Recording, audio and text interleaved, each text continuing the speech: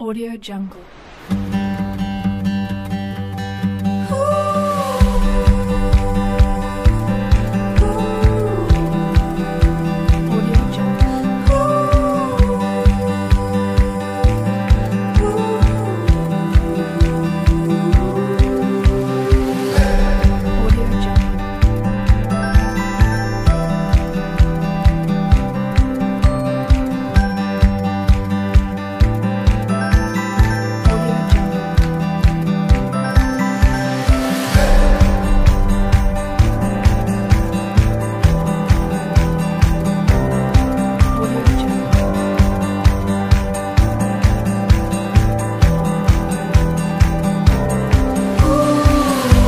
Assalamualaikum warahmatullahi wabarakatuh. Perkenalkan, nama saya Sarah Santika. Nama saya Nur Aini. Nama saya Jumlawati.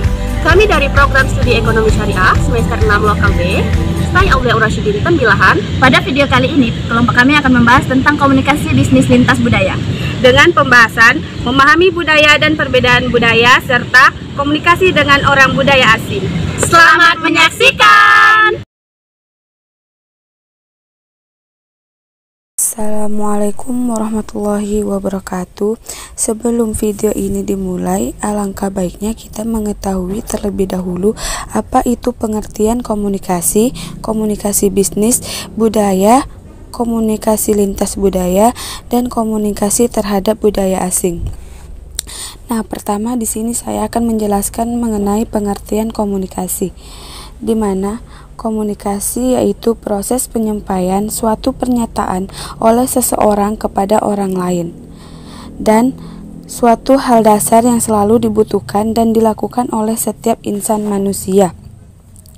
Karena berkomunikasi merupakan dasar interaksi antar manusia untuk memperoleh kesepakatan dan kesepahaman yang dibangun untuk mencapai suatu tujuan yang maksimal di antara keduanya.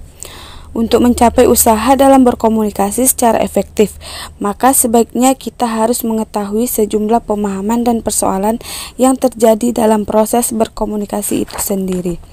Selanjutnya, pengertian komunikasi bisnis. Komunikasi bisnis adalah proses pertukaran pesan atau informasi untuk mencapai efektivitas dan efisiensi produk kerja di dalam struktur dan sistem organisasi.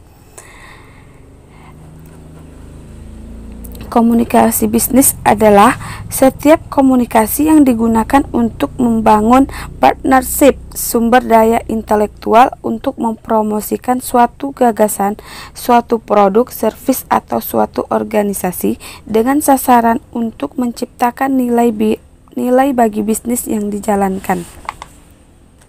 Nah, komunikasi bisnis ini meliputi pengetahuan yang menyeluruh dari sisi internal dan eksternal bisnis tersebut. Selanjutnya, komunikasi bisnis adalah proses pertukaran pesan atau informasi untuk mencapai efektivitas dan efisiensi produk kerja di dalam struktur dan sistem organisasi.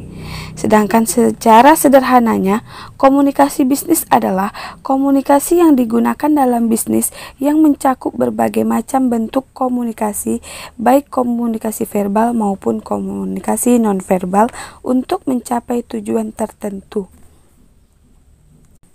Jadi kesimpulannya, komunikasi bisnis adalah interaksi antara dua orang atau lebih yang saling memberikan informasi untuk mencapai tujuan yang efektivitas dari suatu kelompok atau organisasi. Teman-teman, di sini saya akan menjelaskan tentang komunikasi dengan orang berbudaya asing. Sebelumnya kita harus tahu dulu nih, komunikasi itu apa? Dan telah dijelaskan sebelumnya bahwa komunikasi itu adalah suatu hal dasar yang selalu dibutuhkan dan dilakukan oleh setiap insan manusia. Selanjutnya, kita harus tahu juga dong, budaya asing itu apa sih? Budaya asing itu adalah kebudayaan yang datang dari luar daerah yang diterima dan dijalani oleh suatu masyarakat yang tinggalnya di daerah sendiri. Jadi dapat kita pahami bahwasanya kebudayaan asing ini adalah kebudayaan yang datang dari luar Adapun budaya asing di Indonesia, di mana kita dapat lihat bahwa bangsa Indonesia ini dalam mengikuti arus globalisasi terkadang dapat melunturkan jati diri bangsa dengan kesopanan dan budaya timur. Nah, di mata dunia, Indonesia dikenal sebagai bangsa yang menjunjung adab ketimuran yang sangat baik. Tapi bangsa Indonesia tidak menutup diri bagi budaya asing yang ingin masuk ke Indonesia tanpa melunturkan jati diri dan kepribadian bangsa Indonesia. Karena terkadang globalisasi dapat menjadikan bangsa semakin kreatif tanpa meninggalkan adab bangsanya. Nah, kebudayaan asing yang masuk akibat era globalisasi ini turut mengubah perilaku dan kebudayaan Indonesia, baik itu kebudayaan nasional maupun kebudayaan murni yang ada di setiap daerah Indonesia.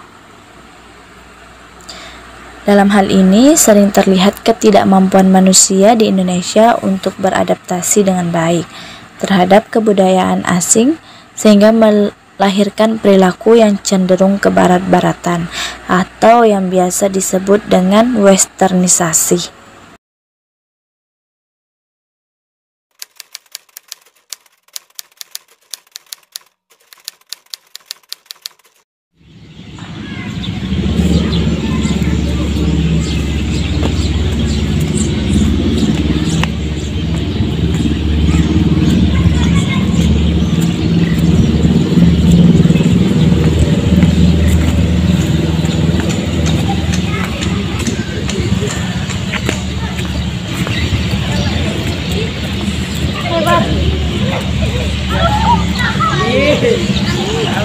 Apa sih?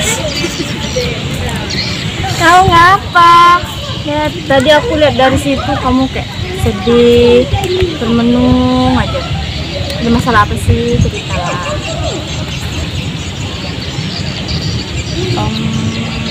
Gimana ya ngomongnya? Aku kan sama pacar aku tinggal 2 bulan mau menikah kan. Tapi orang tua aku tuh tidak setuju. Loh, kenapa? Karena pacar aku mau datang ke rumah dengan membawa uang panai hanya sebesar 50 juta.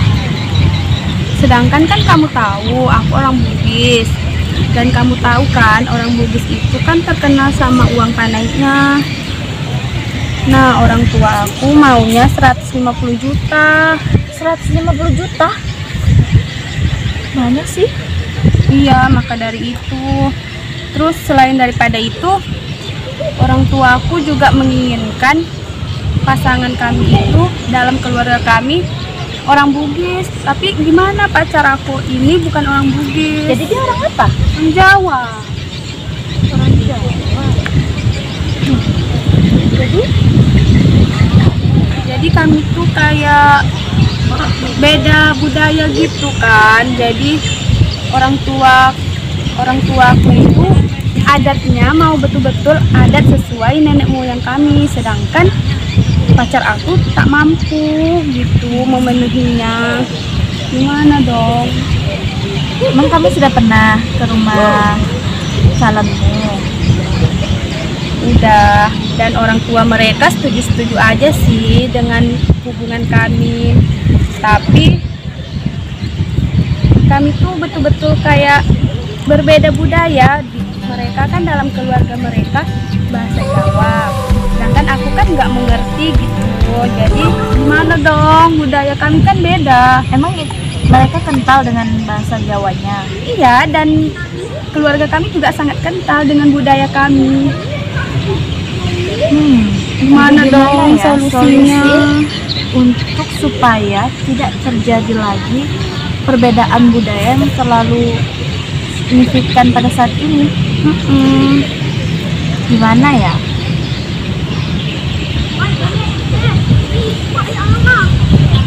Teman-teman, dari video tadi kan kita bisa tahu bagaimana perbedaan budaya itu bisa menghambat dari niat baik seseorang. Seperti contohnya pada video tadi, dia akan melangsungkan pernikahan antara gadis yang bersuku Bugis dengan seorang pria yang bersuku Jawa. Jawa, di mana di sana terdapat ketidaksamaan budaya antara budaya Bugis dengan budaya Jawa. Jadi kita harus tahu sebenarnya apa sih yang dimaksud dengan komunikasi antar budaya.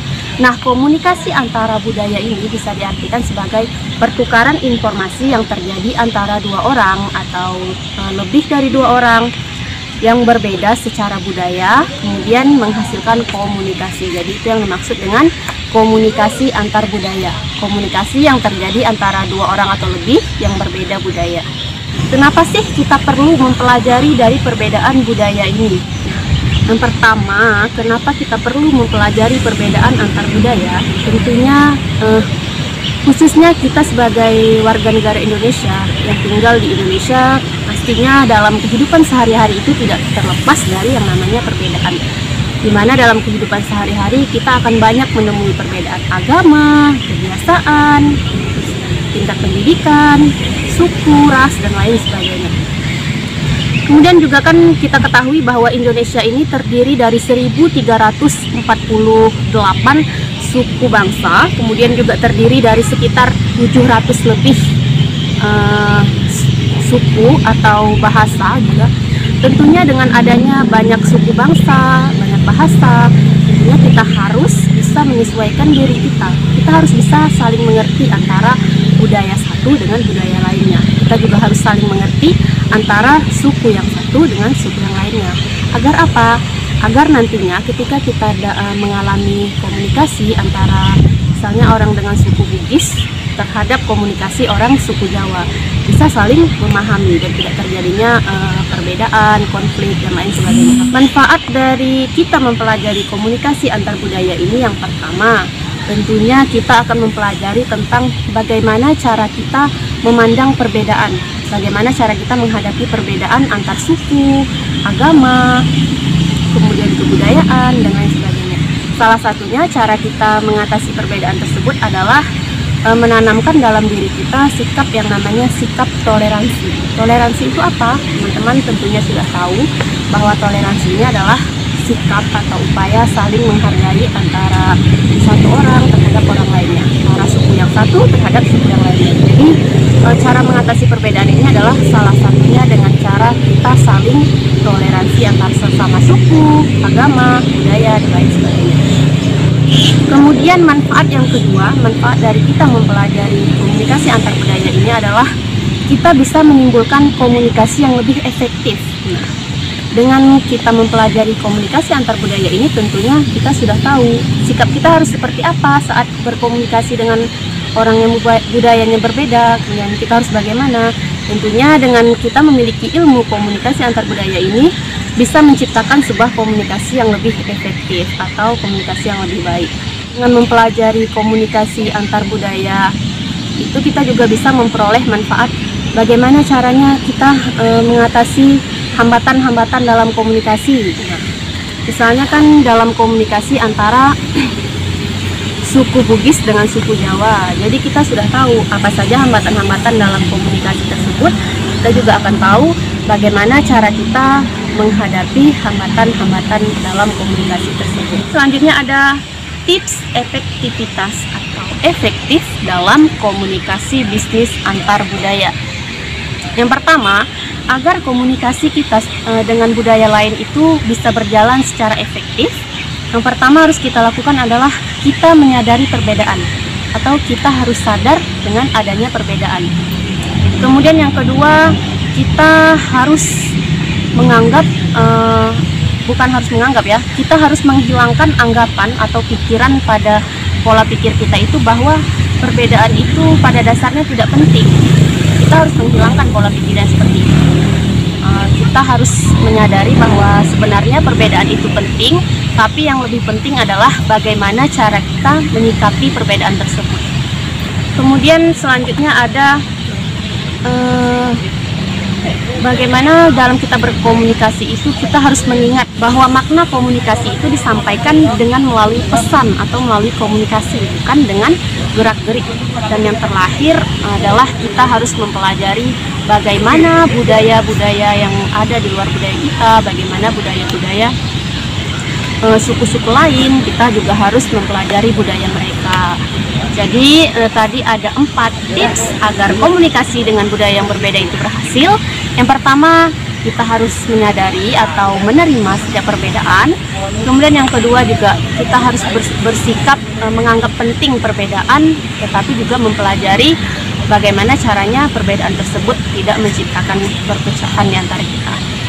Kemudian juga kita harus mempelajari budaya-budaya luar agar kita tahu, misalnya budaya orang Malaysia seperti apa, kemudian budaya Thailand seperti apa, agar nantinya kita dalam berkomunikasi bisa berkomunikasi secara efektif tanpa melanggar perpecahan-perpecahan antar budaya. Karena sejatinya perbedaan itu bukan diciptakan untuk membuat perpecahan, tetapi kita harus bersyukur dan mensyukuri serta menerima adanya perbedaan.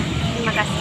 Halo guys, assalamualaikum warahmatullahi wabarakatuh. Nah, jadi kali ini kita akan diskusi lagi, kita akan membahas lagi bagaimana tips atau trik komunikasi dengan orang yang berbahasa asing. Di sini sudah ada teman saya yang kece-kece, bisa teman-teman lihat tuh. Hai, sapa dulu kameranya. Halo. Namanya siapa?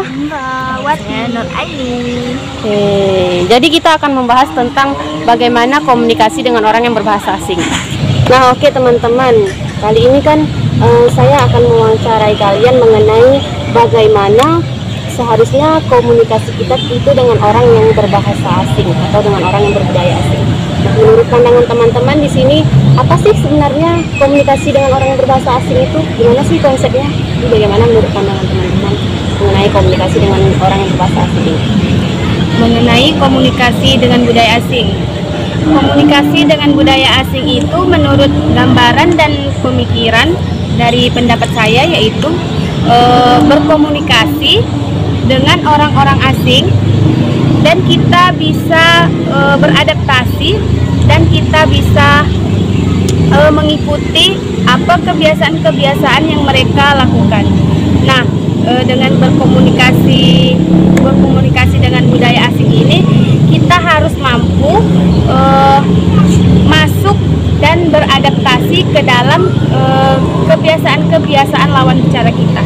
Tidak hanya itu, di sini juga kita harus memahami bagaimana sih orang-orang asing itu kebiasaannya, terus bahasanya juga kita harus kuasai, terus adat istiadatnya juga. Jadi perlu sekali kita harus mempelajari komunikasi antar budaya asing ini. Oh, jadi intinya di sini adalah bahwa komunikasi dengan orang yang berbahasa asing ini adalah proses pertukaran informasi di mana kita sebagai orang Indonesia misalnya memahami bagaimana budaya orang asing, komunikasi orang asing dan sebagainya. Begitu juga sebaliknya, orang asing juga harus memahami bagaimana budaya kita. Jadi intinya seperti itu ya teman-teman. Ya. Kemudian bisa gak nih teman-teman berikan bagaimana ilustrasi atau bagaimana gambaran dari komunikasi dengan orang yang berbahasa asing ini? Silahkan Nur Aini.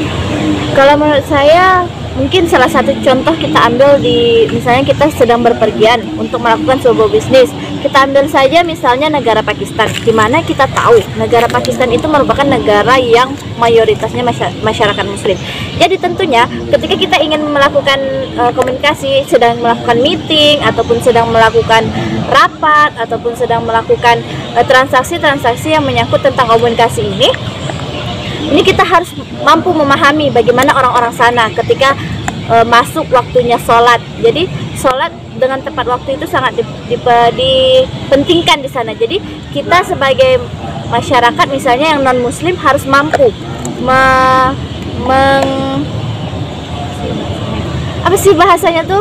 mengikuti tradisi ataupun kebiasaan orang-orang Pakistan di sana. Jadi intinya kita itu harus bisa memahami bagaimana tradisi orang di sana, ya. Kita harus mengikuti tradisi orang di sana. Kalau menurut Jumra gimana nih inspirasi dari komunikasi dengan orang asing? Contoh gambaran selanjutnya mengenai komunikasi asing itu yang saya ketahui seperti di Prancis. Nah, di Prancis ini dia selalu menggunakan kata hello.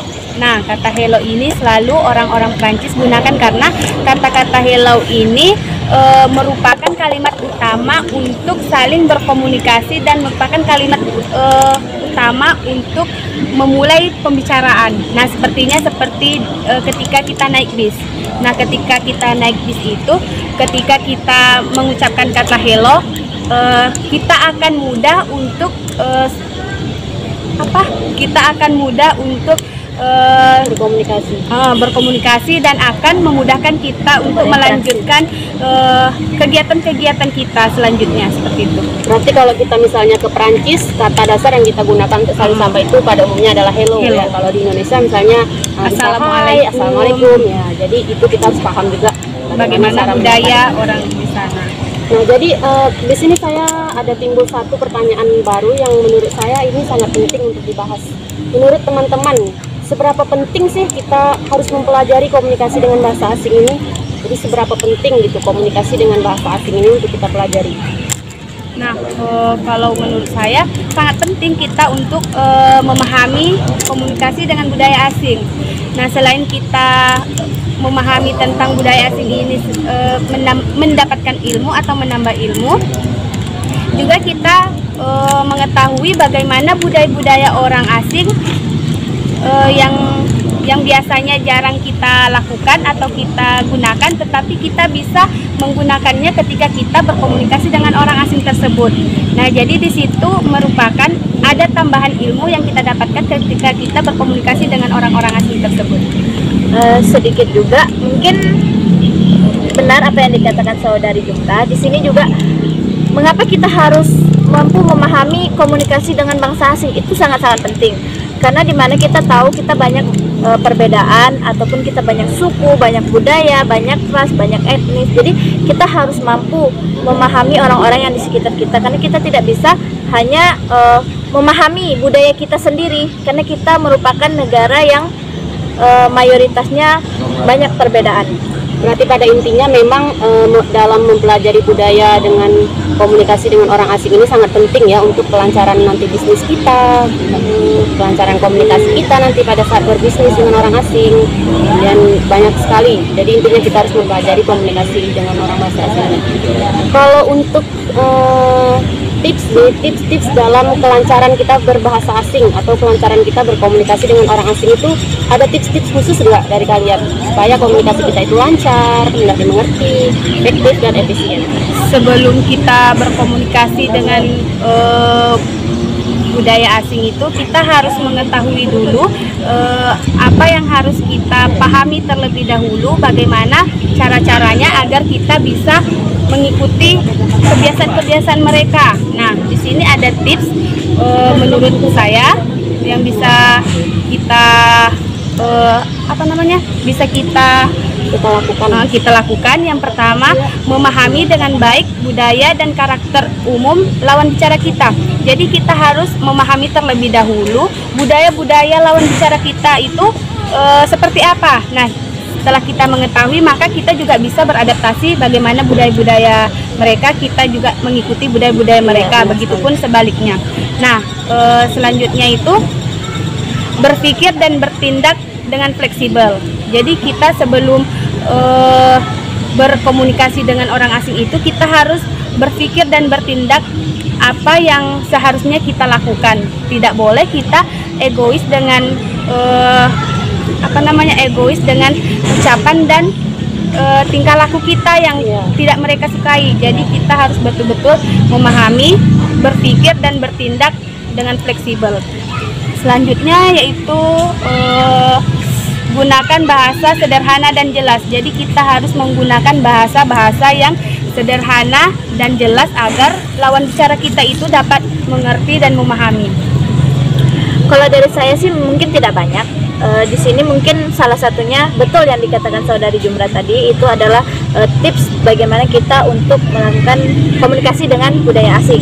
Nah, di sini juga saya ingin menambahkan, mungkin kita bisa melakukan riset kecil ataupun bisa melakukan bertanya dengan orang-orang yang ada di sekitar atau teman-teman kita yang memiliki budaya asing ataupun budaya-budaya yang lainnya.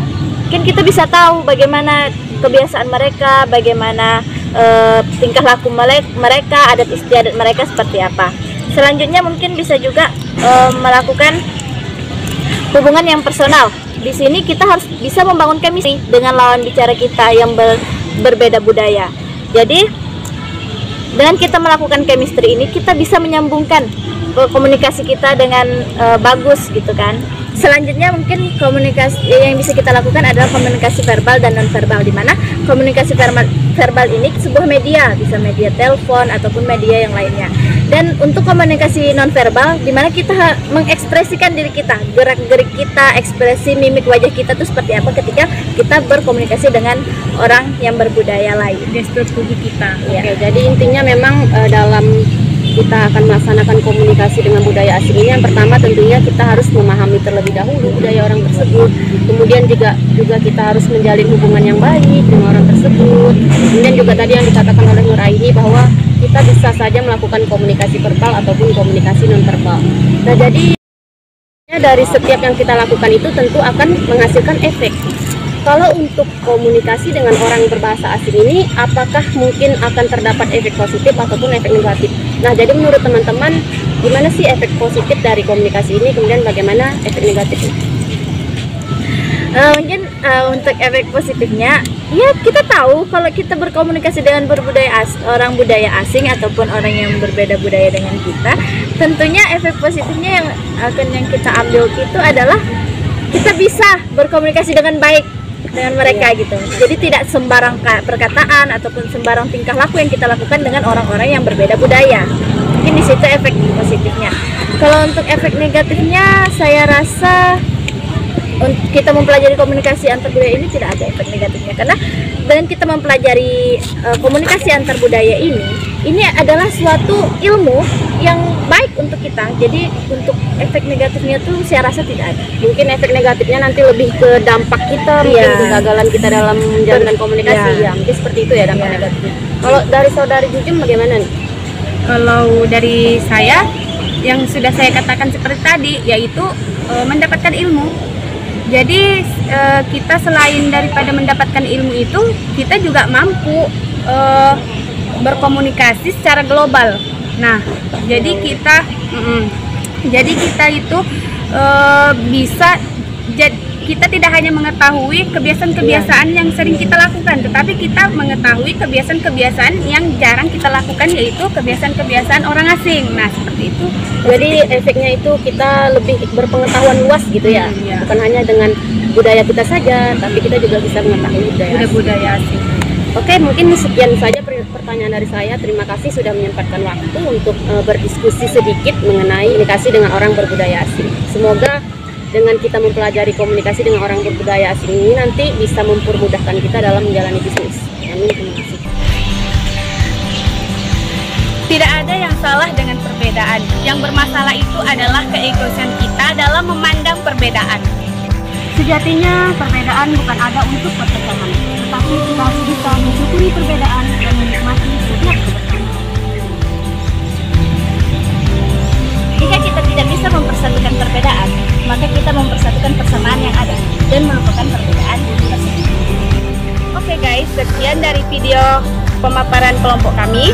Semoga video ini bermanfaat dan bisa menambah pengetahuan bagi kita semua. Mohon maaf atas segala kekurangan dan kesilapan. Assalamualaikum warahmatullahi wabarakatuh.